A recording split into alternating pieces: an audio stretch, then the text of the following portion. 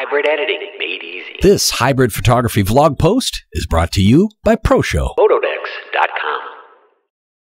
I'm Carol, and basically, I'm just really new to the video portion of being a hybrid photographer. And those of you who have seen my posts before really know how new I am to this whole video thing. And I'm loving it. I'm also realizing just how uneducated I am. And although I could have done what my mom taught me, look it up, I didn't. I am fortunate and blessed to have friends in high places. And one of them is MarkToal, who's with me today. And Mark, in addition to working for Panasonic, is a hybrid hero and writes posts and vlogs posts for discovermirrorless.com, like I do. Because of his most awesome association with Panasonic, and I think he'll tell you himself, he's not here for Panasonic, he's here as Mark, but he's got the background and the education in the GH3, all of it, including all the video stuff. And so I kind of went to him and said, help! Really, I did. And it was at a time when I was like running out the door to shoot something in the dark, and it was going to be horrible. And I said, help me get through this, and then let's sit down and help me understand so I don't have to make this call every time I have a new situation. I just need to get it. And I'm blessed. Mark said yes. So I'm going to let him tell you a little bit about himself, and then we're going to start digging into video on the GH3. Hi, thanks, Carol. Obviously, I'm Mark, and I work for Panasonic. That's my main job. I work in Portland, Oregon. I do sales support for cameras, and I'm kind of the camera expert out here in this part of the world. I was a professional photographer for years, worked in photo labs, managed photo labs for years, so I've got a lot of photo experience. I've been doing video for, about 1.5 years or 2 years, not a tremendously long time, and using the GH3. And again, as Carol said, I work for Panasonic, but what I say is not, let's not say authorized by Panasonic, but it's not cleared by Panasonic, or so if there's a detail that's slightly off, don't blame them, write me. Yeah. That's perfect. And so with that, we're going to dig into all things video. And I'm guessing, as the GH2 owner, because I still have some GH2s, that although there are things the GH3 has that the GH2 does not, the general principles are going to kind of hold over. Absolutely. And so if you're watching and you have a G5 or you have a GH2, everything won't apply, but a lot of this will apply. So here we go. First thing we're going to do is a little bit of an overview of the whole video menu. And so what I've done, and let's see if I can get this up here so you can see it. I've set this mode dial here to the movie mode so that when I look at the menu, it's all active and everything is live. And we're going to start, if I can get this up so you can actually see it, with menu. There's screen 1 of 5. I'm just going to go down the list and ask Mark questions. Or I'm going to make my best guess. I'm just going to tune the same thing on mine. Yeah. Yep. Or I'll make my best guess what something is, and then Mark can laugh at me in front of you, which is perfectly fine, and then correct me. So starting with photo style, I'm assuming that that's just things like black and white or vivid, the different kinds of presets that you can have? Yeah, or a custom one you can set up yourself if you want to, let's say, a lot of people like to decrease contrast and, let's say, noise in a video so that they can add it back later on. So, yeah, you're right. It just lets you choose the way you want the video to look color-wise and contrast-wise. Excellent. The second one is the recording mode. And if I'm right, this is where AVCHD, MOV, or MP4 are selected. Yeah, Am I on the right path? Yep. Uh-huh. And we are going to spend an entire segment of our learning on those 3, so we don't really need to do them right now. Recording quality, we're also going to spend an entire segment on, but it has to do with, and here Mark can correct me because I'll probably say this wrong, How many frames per second we're actually recording at, the size of the recording, like the screen, like 920 by 1080, that kind of stuff. And then there's this whole megabits per second thing that I totally don't get. But that's the kind of choices that are going to be in that area, right? Yeah, that'll be in the more advanced one we do, yeah. Yeah, because we're not ready for that yet. Exposure mode. Mark, you explain this one, because although I've got a clue, I can't say why it's what it. So you do this one. Okay, exposure mode is, so for most of us have been still photographers forever, so we recognize the PASM, program, aperture, shutter, and manual. So basically what this does is, let's say, just like in still photography, if you want to do a shallow depth of field, you would go to the aperture priority mode, and you would set the aperture, and then it would choose the exposure it needed to make it correct. If you needed to do manual is actually an important setting for video, because in video, a lot of people shoot manual so that the exposure doesn't change while they're doing the video. A good example is if I'm doing a video, let's say I'm doing a video where I'm talking about this camera, and I have the camera set for auto exposure. So it's doing just fine, but when I do this, and the TV won't do it here, when I do that, the camera that I'm filming with sees all that black, and it tries to adjust the exposure. So you get an exposure that goes bright and dark and bright and dark.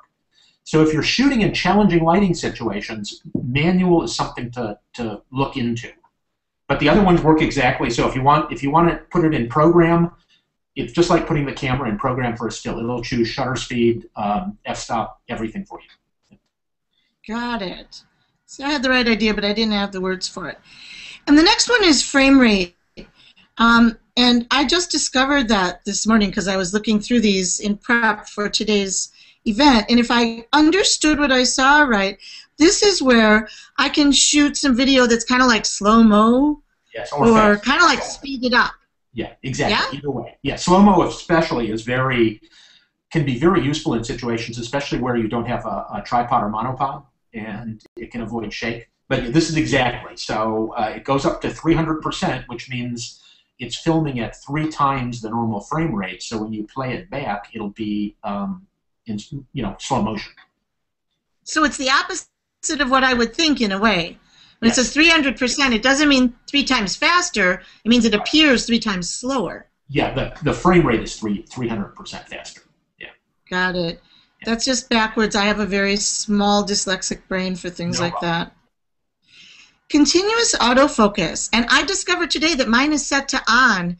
Yeah. Good, bad, or otherwise? Oh, I leave mine on all the time because unless I'm in manual focus, I want to be in continuous focus. And again, go ahead. I have a question then. The back of my camera, I have this little dial here. Right. Up here. Yes. And mine is set to single focus. When I'm taking movies and I'm set on continuous AF, it'll override. Okay, so it's an override yes. for that dial. Right. So again, I usually use continuous autofocus because in video you want it to be. So if I lean forward or lean back, I want it to try to focus on me. But very often, again, and I'll use manual focus, especially when I'm shooting, again, if I'm shooting what I call a talking head video, which is like we're doing now, let's say, right. And I don't want it to constantly be shifting. And so I'll set it for manual focus and ask my subject to try to stay pretty still within my, aperture focus range, my hyperfocal distance range. Got it. Metering mode, I assume, is the same as it is for my stills. Absolutely. Yeah, spot, center weighted, matrix. Or spot. Yeah. Right. Yeah. And then eye dynamic and eye resolution, again, the same as when I'm taking stills. Exactly. Yes. And my tendency is to leave those turned off. Okay. I haven't used them much in video, but in stills, I notice they tend to sometimes degrade the quality of the image, especially at higher ISOs. So although they're increasing let's say, the dynamic range of the picture, there seems to be some sacrifice there. Yeah. Okay, so a trade-off that you think isn't worth making. Yeah, in video, it's not going to be as noticeable. So if you did want to open up the shadows, or or increase the resolution a little bit, you could do that. Yeah. Gotcha. Video is more forgiving. Well, that's good to know. What is time code? I have no idea what that is. Oh, time code is great, and it's a big feature on the GH3 over the GH2 and the G5, because with time code, let's say a good example is a wedding photographer who has two cameras set up to shoot video. He's got one, let's say, left and one in front of the bride and groom. So what he can do is turn the time code on both of them, so that instead of them counting up, let's say, 1 second, 2 second, like we normally see on a video when we bring it into iMovie or something, they match. And so when he brings that second, the video from the second camera in, and he cuts to it, he can make sure that they align exactly. So that, let's say the bride says, "I do," and then he wants to cut to another camera. The time code is exact, so he can make it sure that he's cutting right after she says "I do" on the first one, and starting up again on the second one. Does that make sense? It allows you to basically synchronize 2 or more cameras. It's not. I normally just shoot with one, but especially if you're shooting with any 2 cameras that have time code, you can match them together, and it just makes editing easier and harder at the same time, because it's hard to work on 2 tracks. but if you can work on 2 tracks, it makes life a lot easier. Wow, that's cool. That wasn't on the GH2, so that's an important addition to the GH3. Cool. Okay, I'm going to take a guess here. Recording highlight is what I would call blinky mode? Yes. So that you know where the blown out highlights are? Exactly. So you can adjust your exposure. Yeah. Wish I had noticed that before I shot last weekend in all that snow. That would have helped me. I was going to say, with the snow stuff you do, that's really important. Yeah. Yeah. Would have been nice.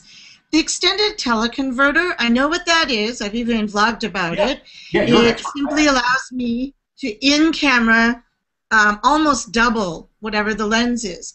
But here's my question about video. I know how it works with my stills. Yeah. I can't use RAW. I have to use JPEG, and I have to take the medium size picture. So there are some trade-offs. Are there trade-offs when I do that with video? Boy, that's one I'm probably going to have to get back to you on. My guess is no, because you don't have the RAW problem, or the JPEG. The only one format you can shoot in. But there are some complicated charts that unfortunately I don't have in front of me that show, let's say when you're doing video, certain features get turned on and off, whether you're shooting a move with an intra. It gets very complicated. So forgive me for not knowing the exact answer to that, but I need to quote it without having the chart in front of me. Yeah. So, but maybe a really high-level answer is there's probably some little sacrifice depending on the mode you're in? Yes, because every chart I've seen, they do a little circle if it works with that mode and a line through it if it doesn't. I haven't seen a chart yet that's all circles. Okay, so there's also probably some modes where it's going to be available and some where it's not. Exactly. Yes. Like the highest mode, the all intra that does 72 megabits per second. You're pushing a lot of data. I'm not sure the camera could process the zoom also. Gotcha. Yeah. And then digital zoom is what it sounds like. Yeah, and I would stay away from that. When I tried it, if you've really got to get the picture, but again, it's like digital zoom. It tends to degrade the quality quite a bit. Correct, and I that's how I am with my stills. So I kind of figured that was right. Now, then my next one is grayed out. So probably some setting I have is preventing it. It looks like it might mean flicker decrease. Right, and flicker decrease will, and I don't know if we want to talk about this in this video. I think we may want to. Is when you shoot, you can also shoot video in the intelligent auto mode and let's say in the program mode, and that's where the flicker decrease will come on if we're shooting auto video. What we're talking about right now under this setting are the manual video settings. So if we have time afterwards, we can go to the program mode and I can talk about what flicker decrease does. Okay. Well, and it might be even more appropriate when we are talking about the difference between shooting a movie in movie mode and shooting a movie when we're in the other modes, because it's the other modes that applies to, it sounds like. Absolutely. Yeah. Just briefly, so we don't leave people like wondering and like, oh, Right. you know, tune in next week, you know, same Carol time, same Carol channel. What flicker decrease does is when you're shooting in the program modes, it allows you to choose a shutter speed. And a shutter speed is incredibly important when shooting video. Got it. Yeah. Okay. So is that a setting you would normally have on? Well, it doesn't apply. It doesn't. You would if you were shooting in the program mode. I would. Okay. Yeah. Okay. Because one thing, and again, we'll talk about it in the more advanced, is one of the first things I check is shutter speed. When I'm shooting video, I make sure my shutter speed is correct for the frame rate I'm shooting. Yeah. And that's going to be a really important piece coming up. Yes, and Okay. that'll involve that flicker decrease. Yep. Okay, so that's good for me to know, because that's something that I'm only just starting to learn. Silent operation? Yeah, that just it allows the camera to just operate more silently, so you don't hear it if you're using the microphones on top. I don't know why you wouldn't do that, so I leave it on all the time because I wanted it to be as silent as possible. There's nothing worse than hearing the sound of the camera somehow focusing or changing aperture or doing something while you're shooting, you know? Gotcha. Yeah. The mic level display, I know what that is. It's two little bars that show up on the screen so that you know whether you're getting enough volume or enough sound pushed in if you're trying, if you're really into that audio recording. Or if you're going over the audio level, yeah. Right. I've never had that problem yet, so I'm still waiting. The mic level adjustment is so that if you are actually going over, you can bring it down and keep it in kind of that middle part of the range. Yeah, you basically, yeah, if it's way too bright, you can pump it up. I'm sorry. I keep trying to talk at the same time. Okay. Yeah, but basically what it does is if you're shooting a video, you have the person speak a few lines without recording it and watch that little level meter. And if it peaks, which is where it turns red over on the right side, you just go to levels and you go down a level or two until it doesn't hit that red peak. Because that red peak is where you'll get the distorted sound. It'll be really loud, but it'll also be distorted at that point. Right, so fuzzy and... Yeah. Gotcha. So then mic level adjustment, of course, is the actual adjusting of those levels. Yes. And I'm going to try this next one because I learned about it from you guys at the Panasonic booth at Imaging, and it's special mic. It's because Panasonic made this cool mic that I'm about to own that is a combination of a shotgun mic and a stereo mic. Yes. And when you have it plugged in, you can use this special mic setting to say which of those you want it to behave like at that moment. Exactly. How did I do, teacher? You did it. You nailed it exactly. Yep. I do listen when you talk. Now, one other thing just to mention on the microphone is specifically, it'll work on other cameras, but it's specifically made for the GH3 because you can't control, there's two stereo microphones on it. Like you said, there's the shotgun one and there's the regular one. Only on the GH3 can you switch between them. So if you put it on a GH2, it's only going to use the stereo one. So, and also this mic doesn't have, it gets its power from the GH3. So the camera that you're using it with has to supply power. But it's more than specifically made for the GH3. Yeah. Got it. Headphone sound. Tell me about that. I've never used the headphone while I was doing a recording, so. Yeah, part of that is because it wasn't on our GH2s, so this is new on the GH3. So what I'll do is I don't wear them all the time, but when I'm, let's say I'm interviewing you, I'll plug the headphones in and put them on and just ask you to speak so I can monitor what you sound like to make sure I'm hearing it. I trust that meter on the camera, but I like to hear it myself. And what you get is you can choose, if you go over to the right, you can choose either real-time or recorded sound. So real-time is letting me hear exactly what you're saying, okay? And recorded sound is what it's going to sound like when it's recorded, what the camera is going to do to it. So I don't find it to be that different, you know? I mean, I'm not a sound expert, so I just put the headphones on, if I can hear you it's not peeking over to the red, I'm pretty happy. So most of the time so far, I've left it in real time. Got it. Yeah. Cool. And then wind cut. Yeah. I think we know what that means, but I'm going to let you tell us because I think you probably get it. You probably have the right words. Sure. Wind cut is, I think we've all experienced it with our cell phones when we're standing outside and it's windy and the person on the other end hears a like into the microphone. And so it's basically the wind hitting the microphone. Phones have it built in where they'll have some sort of version of wind cut built in. But you can actually go in now and change the level of wind cut to whether, let's say, it's really windy. You could set it on high. You could put it on low or off. My assumption is that if you go, why wouldn't you go high with it all the time? My assumption is that it lessens the sound quality a little bit if you do. So I would try to leave it on low or off, especially if it's not a windy day. Now the microphone comes with what is known as, my girlfriend hates this because she works in a veterinary hospital. It comes with what is known as a dead cat. And a dead cat, it's a fuzzy thing that goes over the microphone to cut down on wind cut. So what I do is I'll put the microphone on with the wind cut device, which I can't think of a better name than a dead cat. It's just a furry thing. Looks like a raccoon on your microphone. And then I listen through the headphones and just see, because usually that will take care of it.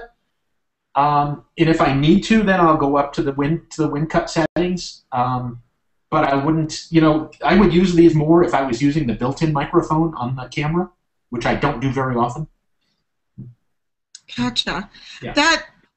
That kind of wraps up that motion picture menu, and it answered some questions that I didn't even know I had, which is awesome. It is. And now I feel like I at least have some clue what some of that means. That's kind of my job with Panasonic, to answer questions that you didn't know you had. And with that kind of is going to conclude this first segment, because what I do promise is that this isn't a part 1, part 2, part 3, part 4. That would imply you have to watch them all, and you don't. This stood by itself. It really gave us a great overview of what the settings are and what to do with them. And so until next time, hang in there. There will be more information on some of the, as Mark put it, more complicated pieces. The more advanced pieces of shooting video. Thanks so much. See you, Mark. Hey, thanks, Carol. See you soon. Hybrid editing made easy. This hybrid photography vlog post is brought to you by ProShow. Autodex.com.